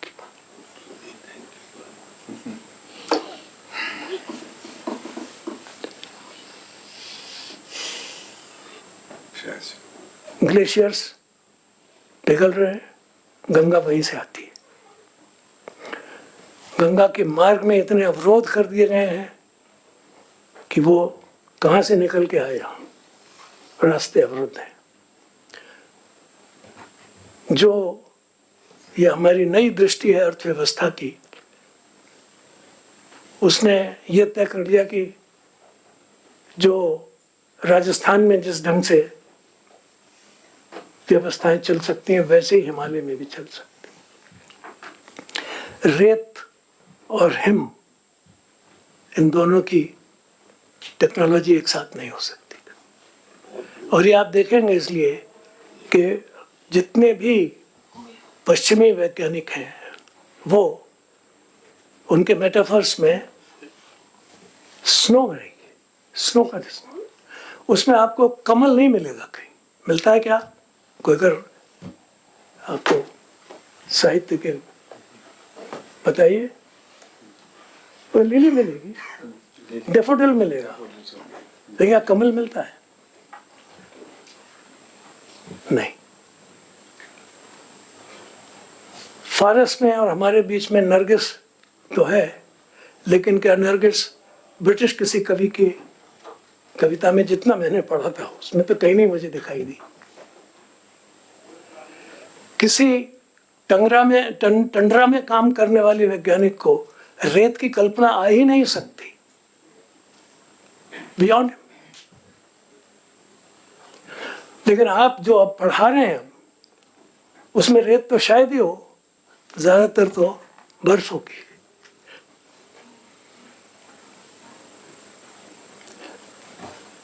तो ये विचार करने की बात है कि हमारी ज्ञान परंपरा ने कुछ मेटाफर्स विकसित किए थे जो यहाँ की परिस्थितियों से और ब्रह्मांड को देखने की दृष्टि से हमने ब्रह्म कमल कहा है। हमने इसको भी सहस्रार्म को भी ये कहा कि ब्रह्म कमल है, पर क्या ये आपको वहां मिलेगा?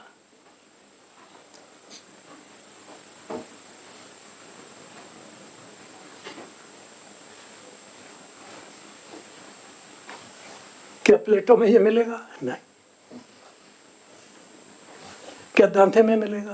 क्या शोपेनहावर में? शोपेनहावर में तो मिल सकता है, क्योंकि थोड़ा बहुत अपना उपनिषदों से होगा। तो और सबसे जो विचित्र बात है, मुझे क्षमा करेंगे, हमारे देश में अभी भी जो संस्कृत का अध्ययन और अध्यापन हो रहा है उसका स्रोत मैक्स मुलर है, ग्रिफिथ है।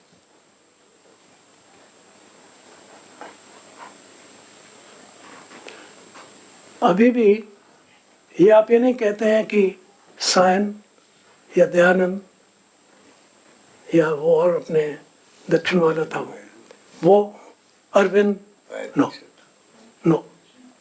जब भी कोई रेफरेंस आएगा अब मैं अक्सर पूछता हूँ संस्कृत के अध्यापकों से, भाई संस्कृत कैसे पढ़ा रहे हो? तो वो हिंदी में भी नहीं, अंग्रेजी में ही पढ़ाते हैं संस्कृत। सब सीखे। ये ज्ञान परंपरा को प्रदूषित करना, गंगा को सीवर का रूप देना है। इसलिए ऐसे सारस्वत समारोह की बहुत आवश्यकता है, जिसमें ज्ञान परंपरा का वास्तविक रूप हमको समझने की जरूरत है। ज्ञान ये ब्रह्मांड में अनुस्यूत है, और जैसा आपने कहा, बहुत सही कहा, कि हमारे यहाँ कोई ओरिजिनलिटी नहीं है। किसी हमारे देश के विद्वान ने ये नहीं लिखा कि ये मैं कह रहा हूँ, ये सुना गया है, ये हजारों साल से बताया गया है। अमुक ने कहा है, अमुक ने कहा है, I am not the original. इसीलिए जो इन्होंने विद्या ने बात बताई, और जो लड़ाई हम लड़ते रहे वो पेटेंट के बारे में थी। मैं कहा पेटेंट कानून पर से रॉन्ग है। There is nothing original in this world. कुछ ओरिजिनल नहीं है, जो कुछ है वो सब है। जो मैं जानता हूँ वो आप भी जानते हैं, और जो आप जानते हैं वो मैं भी जानता हूँ। और इसलिए हमने ज्ञान परंपरा को बिल्कुल खुला रखा कि मेरी है ही नहीं, ये तो मुझे मिली है, एक चैतन्य प्राणी के रूप में हमें मिली है। और हमने इसको भी अंत में खंडित किया, बताया। आपने जगदीश चंद्र बोस का नाम सुना होगा। वो पहले वैज्ञानिक थे जिन्होंने बेतार का तार बनाया। उनको उसका नोबेल पुरस्कार नहीं मिला, मार्कोनी को मिल गया।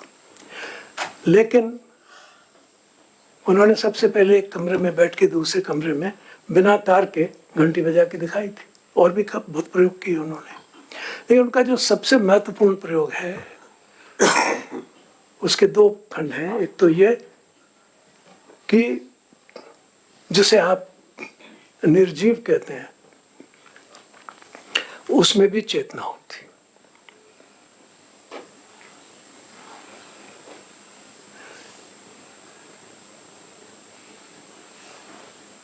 फूलों के पत्तों के अंदर भी वैसी ही अनुभूतियां हैं।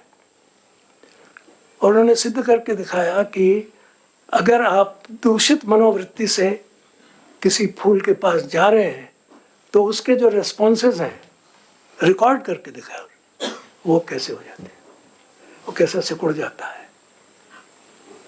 आपको इसलिए हमारे यहाँ बहुत से लोग आदमी को देख के दूर से समझ लेते थे कि ठीक आदमी नहीं है।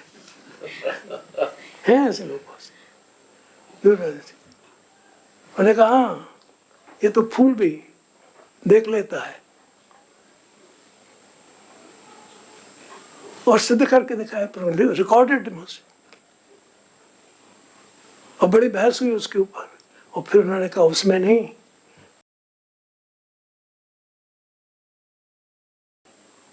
उसमें भी वही चेतना आती। और उनका एक बहुत प्रमुख वाक्य है उसमें कि इतनी बार ये सारा कुछ करने के बाद मैं इस नतीजे पर पहुंचा कि वो जो सूक्ष्म कण कभी कभी हमें हवा में या सूर्य के प्रकाश में उड़ता हुआ दिखाई देता है, वो और जो मेरे अंदर चेतना है वो एक ही चीज़ है। और इसका ज्ञान उन्हीं को हुआ, और शायद उन्हीं को हो सकता था जो गंगा के किनारे साधना करते थे। और बड़ा कष्ट सह करके उन्होंने बहुत काम किया। लेकिन ये जो हमारा ज्ञान तत्व है, हम उसको नहीं पढ़ा रहे।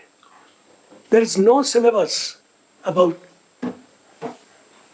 जगदीश चंद्र बोस, नथिंग।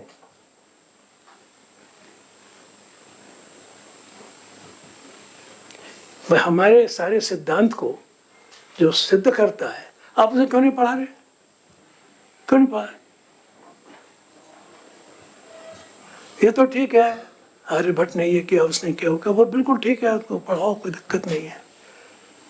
लेकिन वो ही ठीक नहीं है, वो तो एक पुरानी बात हो गई है, क्योंकि उस विज्ञान में तो आगे बहुत प्रगति हो गई ना। अब तो ग्रेविटी की वेव्स आने लगी है ना, तो वो तो बहुत दूर बात चली गई। लेकिन ये है वो ज्ञान जिसकी परंपरा को हमें जीवित रखना है, और जिसको और आगे बढ़ाना है, और जिसको समझना है, और उसमें से ही फिर विश्व की सुख और शांति का अनुभव हो सकेगा। बहुत बहुत धन्यवाद।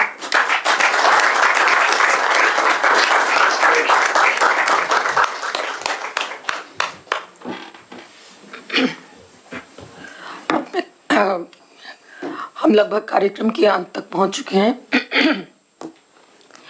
कपाई भाई से अनुरोध है कि वे एक दो शब्द बाबूजी के बारे में कुछ कहना चाह रहे थे, वो कहें, हम सभा का समापन करें।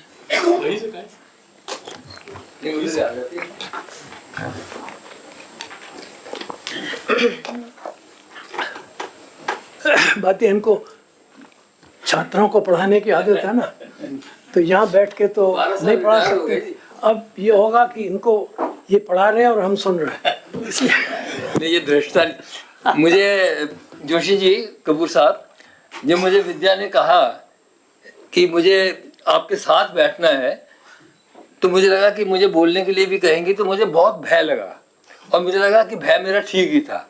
आप दोनों को सुनने के बाद कोई बोले मेरे जैसा व्यक्ति, तो वो एक उचित ही नहीं है, बल्कि एक जैसे अगर देसी लैंग्वेज में कहे कि खीर में नमक डालने वाला हो गए कि इतने बढ़िया के बाद मैं बोलूं।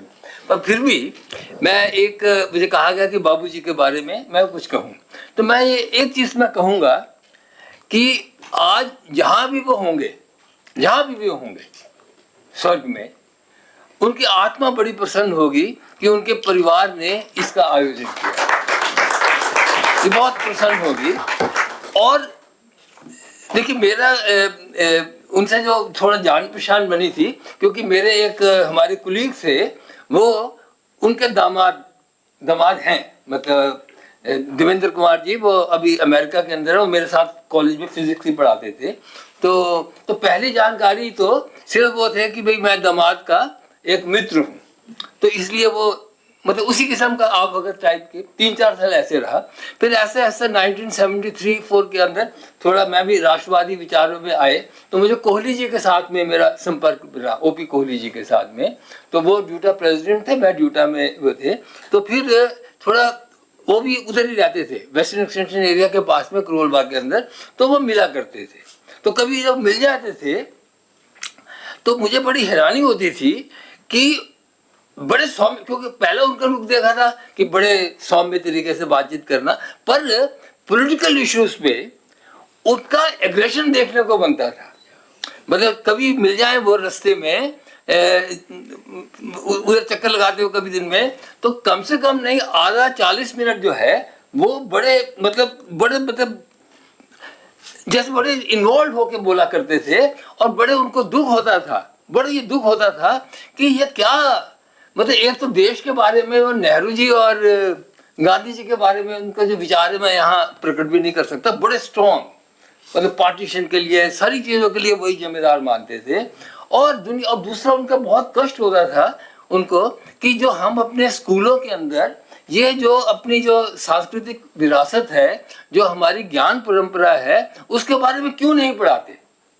और सेकुलरिज्म के नाम के ऊपर हमने सारी जो अपनी परंपराएं खत्म कर दी, तो इसके लिए बहुत जबरदस्त वो रहता था। और मुझे उस समय याद है, हालांकि बहुत 70s की ऐसे करके ये बात होगी, तो उन दिनों वो कहते मैं किताब लिखना चाहता हूँ, किताब लिख रहा हूँ। पर उस समय जो मुझे याद था कि वो किताब का नाम क्राई माई कंट्री, क्राइम ऐसे करके मुझे याद आता है, क्राइम में। बाद के अंदर मालूम पड़ा कि उन्होंने लिखी दे बिट्रेड यू माय मदर, ऐसा कर दे बिट्रेड यू।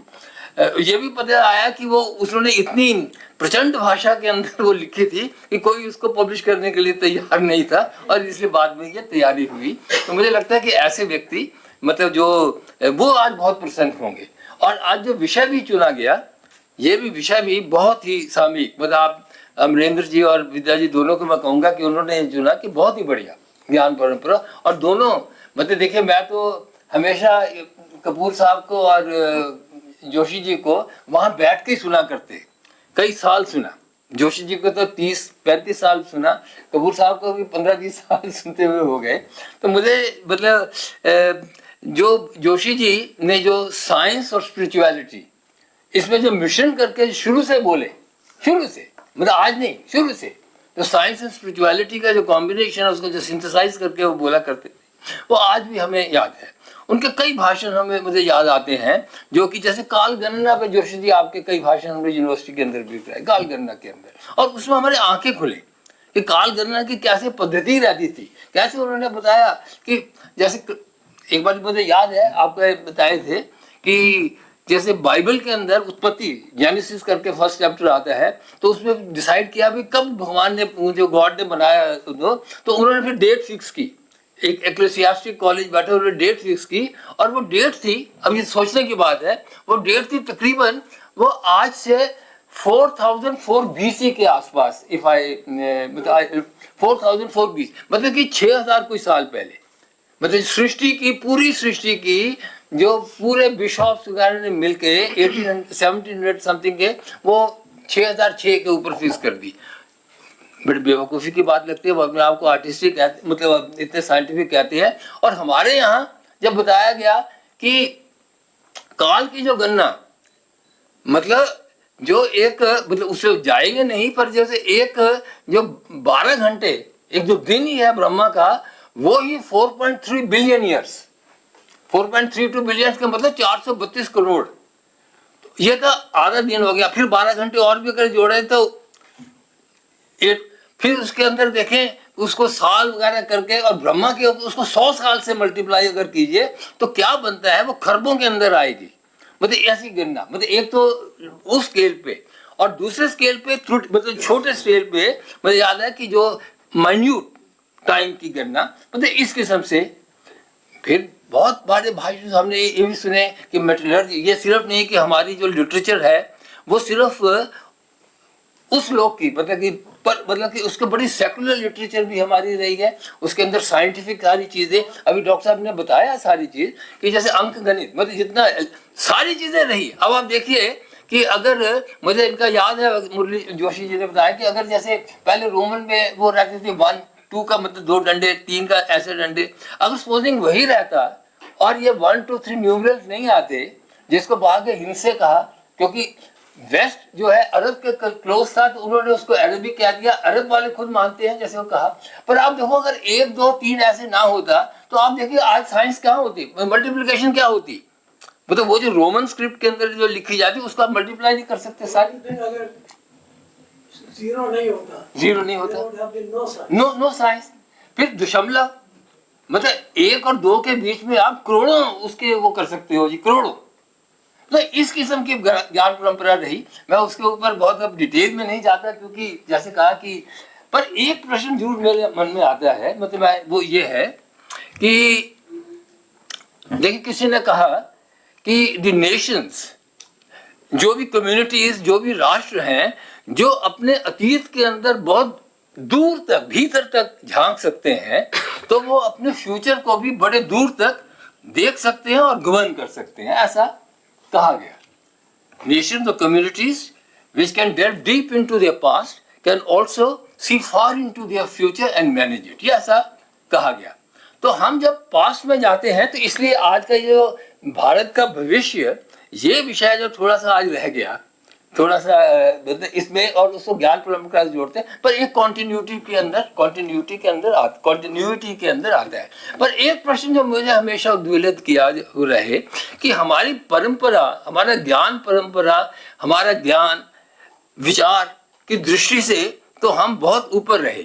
जब हम स्टडी करें तो उसकी सिर्फ ग्लोरी वाले पार्ट का तो एक होता है कि सिर्फ उसको स्टडी करके खुश हो जाना, पर हमें ये भी स्टडी जरूरी करना चाहिए कि इतना बड़े विचार, इतना ऊंचा विचार होते हुए भी क्या कमी रही। Are there any structural defects in our social structures, in our society, which are responsible for this कि 800-900 साल हमारी गुलामी भी हमने सही, तो क्या उसकी भी स्टडी अगर हमें अपने फ्यूचर को गवर्न करना है कि क्या जो कंडीशन हमारे डाउनफॉल के लिए जो टेम्परेरी रहा, जो अटैक्स हुए, उसके लिए रिस्पॉन्सिबल है, क्या वो सिचुएशन दोबारा ना आए, उसके लिए भी हमें क्या करना है। ये एक चीज़ ये हमारे देखने का है, जो मेरे जैसे जो बहुत ज़्यादा तो सोच नहीं सकते, पर एक चीज़ रहता है कि विचार और व्यवहार के अंदर जो एक समन्वय होना चाहिए वो क्यों नहीं बने। एक और दूसरी बात ये कि जो एजुकेशन है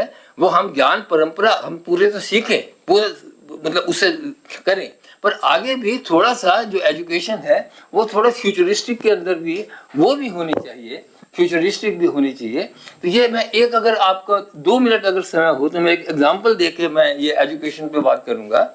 और वो एग्जांपल मैंने हॉन्डुरस करके एक जगह है जी साउथ उसमें, तो वहाँ बहुत बारिश, बहुत ऐसे तूफान बारिश वगैरह बहुत आते हैं, तो इसलिए वहाँ जो ब्रिजेस वगैरह शोलुकेटा करके, जैसे हमारे गंगा नदी है, ऐसे शोलुकेटा करके वहाँ नदी है जो वहाँ की बड़ी मेजर नदी मानी गई।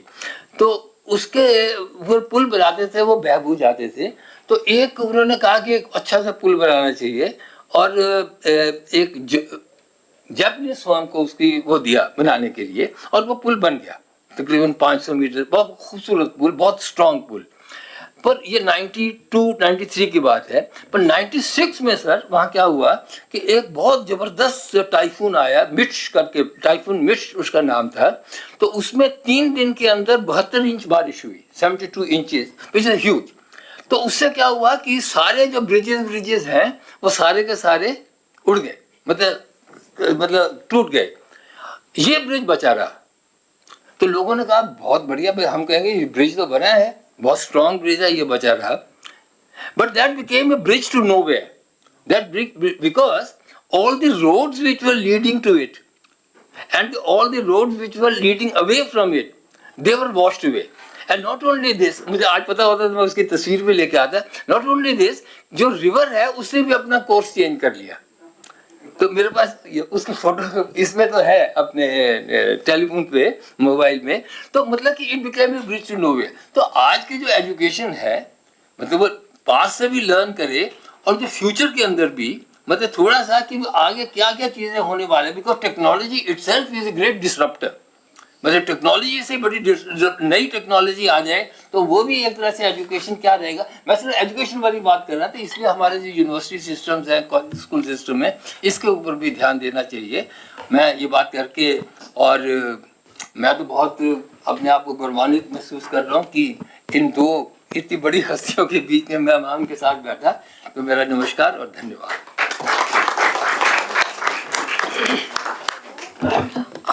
मुझे सिर्फ एक बात कहनी है। मैं कहूँगी कि हमारे युवा अतिथि हैं ये, क्योंकि जितना काम इन लोगों ने किया है और अभी भी कर रहे हैं, आप में से कोई नहीं कर सकता न किया है। मैं अमरेंद्र जी को बुलाती हूँ कि वे आए और हमारे इन युवा अतिथियों का धन्यवाद करें।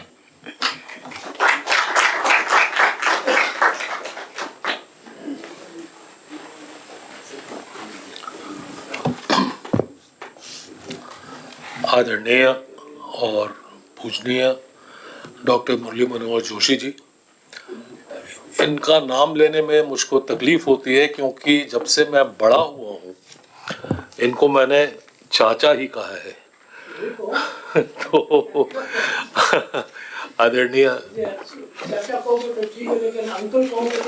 नहीं, आपको स्मरण होगा, मैं विद्या और मेरा पुत्र अर्जुन जब गए थे आमंत्रण लेकर, तो उसने गलती से आपको सर कहा। मैंने तत्काल उसको रोका, कहूँ, मैंने कहा सर नहीं, बाबा। तो ये संस्कार जब ये होता है तो आदरणीय चाचा, आपकी चरण धूलि यहाँ पर पड़ी, और बहुत सौभाग्य की बात है कि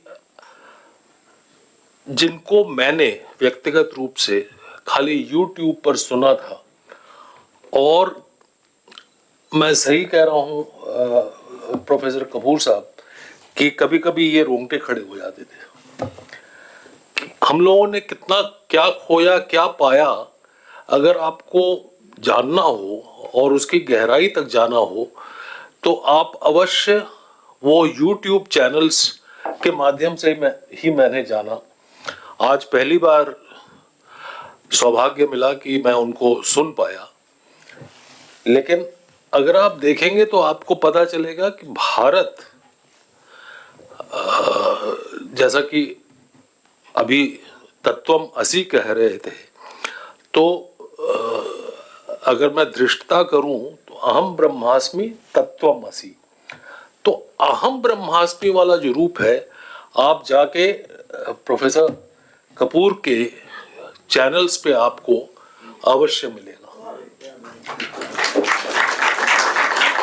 आदरणीय चाचा जी का आज आशीर्वाद मिला, आपकी चरण धूली पड़ी, हमारे बहुत अहोभाग्य। और मेरे ख्याल में बाबूजी के लिए ये बहुत खुशी का दिन होगा कि आप लोग आए और आदरणीय चाचा आए और प्रोफेसर कपूर आए। और कपाही साहब मुझको बाहर याद करा रहे थे कि जब पहली बार इन्होंने मुझको देखा था तो मैं सिक्स्थ में था और हाफ पैंट पहन के घूमता था। और आदरणीय चाचा को मुझको स्मरण नहीं है, मैं छठी या सातवीं 7 साल का होऊंगा, 6 साल का होऊंगा, तब से मैं देखता आ रहा था। तो आप सब लोगों का बहुत बहुत धन्यवाद कि आपने आने का प्रयत्न किया और कष्ट किया। लेकिन मेरे ख्याल में आप लोगों को जो आशीर्वचन मिले हैं आदरणीय चाचा के और प्रोफेसर कपूर के और कपाही जी के, उससे ज़्यादा हमारा सौभाग्य और कुछ नहीं हो सकता था। इसी के साथ बहुत बहुत धन्यवाद।